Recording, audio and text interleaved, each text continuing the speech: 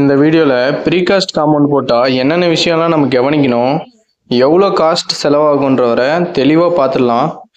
வீடியோவை ஸ்கிப் பண்ணாமல் பார்த்துக்கோங்க. முதல்ல இந்த ப்ரீகாஸ்ட் காம்பவுண்டு ஒரு எம்டி லேண்டுக்கோ இல்லை ஃபார்ம் ஹவுஸ்க்கோ யூஸ் பண்ணுறது ஒரு நல்ல ஆப்ஷனாக இருக்கும். அதுவே ரெசிடென்ஷியல் பில்டிங்க்கோ இண்டிவிஜுவல் ஹவுஸ்க்கோ யூஸ் பண்ணாமல் இருக்கிறது நல்லது. இண்டிவிஜுவல் ஹவுஸ்க்கு நம்ம ஏன் யூஸ் பண்ணக்கூடாதுன்னா, பிரிக் வாலை கம்பேர் பண்ணும்போது இந்த ப்ரீகாஸ்ட் வால் குவாலிட்டி கொஞ்சம் கம்மியாக தான் இருக்கும். அதனால் இது டெம்பரரி யூஸ்க்கு மட்டும் யூஸ் பண்ணிக்கலாம். அதனால தான் எம்டி லேண்டுக்கு யூஸ் பண்ணுறது ஒரு நல்ல ஆப்ஷனாக இருக்கும். அதனால் காஸ்ட் வைஸுமே பட்ஜெட்டுக்குள்ளே வந்துடும். இப்போ நீங்கள் பார்க்குறது ஒரு ஃபார்ம் ஹவுஸ்க்கான ப்ராஜெக்ட் தான். இதில் இந்த காம்பவுண்ட் வால் 60 மீட்டருக்கு பண்ணியிருக்கோம்.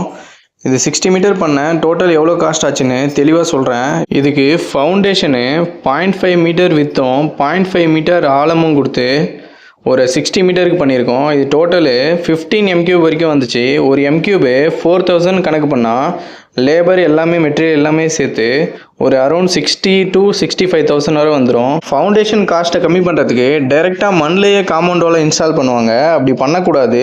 ஏன்னா இப்போ நல்லாயிருக்கும், ஃப்யூச்சரில் காம்பவுண்ட் வால் சரிஞ்சு விழுறதுக்கும் சான்சஸ் இருக்குது. அதனால் இந்த மாதிரி சிம்பிளான ஒரு பேசிக் ஃபவுண்டேஷன் கொடுக்கறது ஒரு நல்ல ஆப்ஷனாக இருக்கும். கருங்கல் ஃபவுண்டேஷன் கொடுக்கும்போதே ஃபவுண்டேஷனோட டாப்பு வாட்டர் லெவலில் மெயின்டைன் ஆகிறது ரொம்ப முக்கியம். ஏன்னா காம்பவுண்ட் வால் மேலே நம்ம இன்ஸ்டால் பண்ணும்போது வேலை கொஞ்சம் ஈஸியாக இருக்கும், வேலையுமே கொஞ்சம் நீட்டாக இருக்கும். ஃபவுண்டேஷன் வேலை முடிஞ்சதுக்கப்புறம் மேலே இன்ஸ்டால் பண்ணுற காம்பவுண்ட் வாலோட காலமு, ஸ்லாபு, ப்ரீகாஸ்ட் ஸ்லாபு எல்லாமே மெட்டீரியலாகவும் வாங்கிக்கலாம். நம்மகிட்ட லேபர் இருந்தால் மெட்டீரியலாக வாங்கி இன்ஸ்டால் பண்ணிக்கலாம். ப்ரீகாஸ்ட் கடையிலே சொன்னாலுமே அவங்களே ஸ்கொயர் ஃபீட்டுக்கு இவ்வளோன்னு சார்ஜ் பண்ணி இன்ஸ்டால் பண்ணி கொடுத்துருவாங்க. மெட்டீரியலை வாங்கிட்டு லேபர் நம்மளே வச்சு நம்ம இன்ஸ்டால் பண்ணால் 10 to 15,000 வரை அதிகமாக போகிறதுக்கு வாய்ப்பு இருக்குது. அதனால் ப்ரீகாஸ்ட் மெட்டீரியல் வாங்குற கடையிலேயே ஸ்கொயர் ஃபீட்டுக்கு இவ்வளோன்னு சொல்லி ஃபிக்ஸ் பண்ணி இன்ஸ்டால் பண்ணுறது ஒரு நல்ல ஆப்ஷனாக இருக்கும். இன்ஸ்டால் பண்ணுற காலமு, ஸ்லாபு எல்லாமே சேர்த்து கரண்ட் ரேட்டு ஸ்கொயர் ஃபீட்டில் 55 rupees வரை சார்ஜ் பண்ணுறாங்க.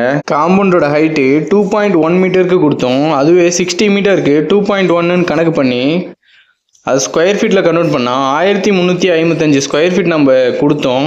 1355 ஸ்கொயர் ஃபீட்டை ரேட்டு 55ஆல் மல்டிப்ளை பண்ணால் நமக்கு 74,500 வரை சார்ஜ் ஆகுது. கடைசியாக நம்ம காம்பவுண்ட் வால் எல்லாம் முடிச்சதுக்கப்புறம் 60 மீட்டருக்கு எவ்வளோ செலவாச்சுன்னா, ஃபவுண்டேஷனுக்கு 60,000 வரை ஆச்சு. மேலே காம்பவுண்ட் வால் இன்ஸ்டால் பண்ண லேபரோடு சேர்த்து 74,500 ஆச்சு. இப்போ ரெண்டுத்தையும் ஆட் பண்ணால் நமக்கு 1,34,500 வருது.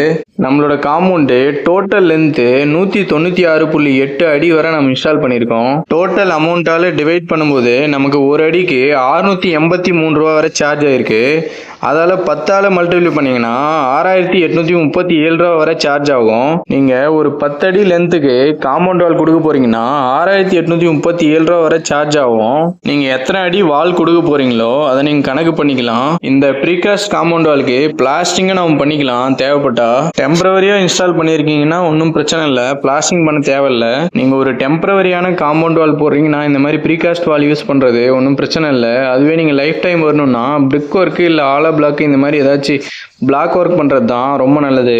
இந்த வீடியோ உங்களுக்கு தெளிவாக புரிஞ்சிருக்கும்னு நினைக்கிறேன். நிறைய வீடியோக்கு சப்ஸ்கிரைப் பண்ணி வச்சுக்கோங்க.